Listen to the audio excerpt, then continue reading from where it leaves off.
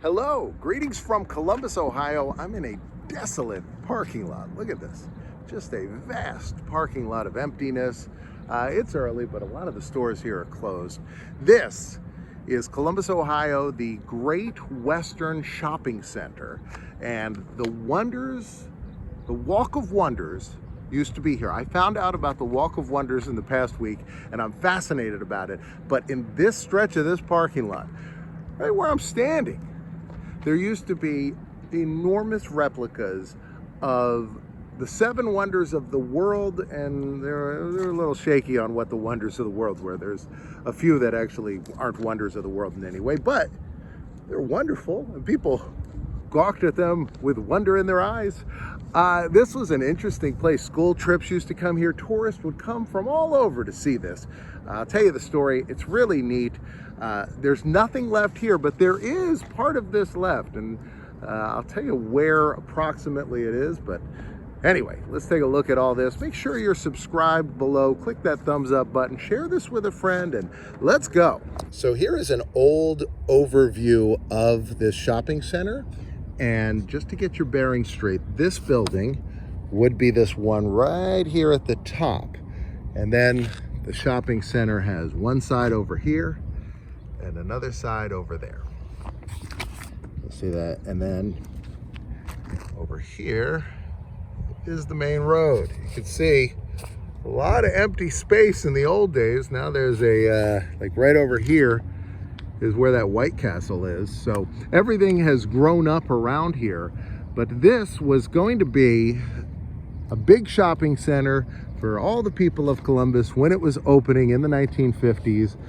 And there was another shopping center opening on the other end of town right around the same time. And so the owner of this shopping center had these big anchor stores that they needed to fill. So they needed to find some companies that wanted to come here, and they needed a way to sweeten the deal. And so what they suggested they were going to do was build these replicas of the wonders of the world. And these replicas ended up costing as much as building the shopping center. So it was a huge price tag. Maintenance was very, very high. Even though it was a ridiculously popular tourist attraction, it was too expensive to upkeep. So it lasted from the 50s into the 70s. I'm gonna show you where it was, and then I'm gonna try to match up some pictures. The roof lines have changed a lot. A lot of times with stores, they do this. They'll build these roof lines for, you know, these look very like 1992. So a lot of times this stuff changes. So the insides of these buildings, though, you could see by the doors and things, these are pretty old. This is a pretty old shopping center. And so I'll show you where everything was to the best of my knowledge, and match up some photos. Should be a lot of fun. Here's another aerial shot, and you can see that this was where the wonders of the world were, that big median, and it ran from one side to the other. And so what I think is it ran from the middle here all the way across to this side, because if you look on this first picture I have, you can see that one side of the shopping center was shorter than the other, and that's still the case now. This side is shorter. So if you look at the map from this way, that would put this side right here, the shorter side, and then the longer side would be the one that's over here. And this Walk of Wonders would have gone right through the middle. So if this side ends here, and I think this part would have been added after, I think it probably ends there, but even if it ends there, that would mean that the Walk of Wonders came right through, right down the middle this way, and then went all the way over to the front of that store, which would have been F.W. Woolworth, I believe. I'm going to show you the picture that I have of that. I could be wrong on all this. This is all very hard to match up, but if you went here, if you were around in the early 70s when this closed and checked it out as a kid, or maybe you saw it before that, let me know. I'd really like to know exactly where everything is. Now this shot shows a woman here overlooking the Niagara Falls set, and you can see how detailed that is. Look at that, it's just crazy. And then up here is the Taj Mahal, and then behind that is Woolworth. Everything went in a straight line, so I don't know if Niagara Falls was the very end. I don't think it was. I think there was actually something even further than that. But either way, she would have been down a little bit behind me, but F.W. Woolworth would have been right there in the front.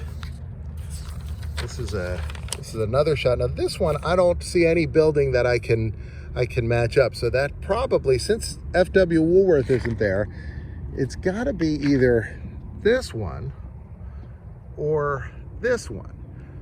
So my guess is it depends on which angle they're looking at. So if they're looking across like this way, yeah, they're looking at it from this angle.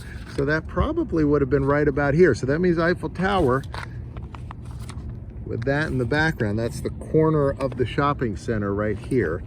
So that should be right there. Focus, which means Eiffel Tower would have been right along this path. And they all would have been right along this path, but Eiffel Tower would have been, I guess, in about the area I'm standing. Here's one I can't match up, but look at this. You just look at that. It's amazing. This is all right here, though. All in this shopping center.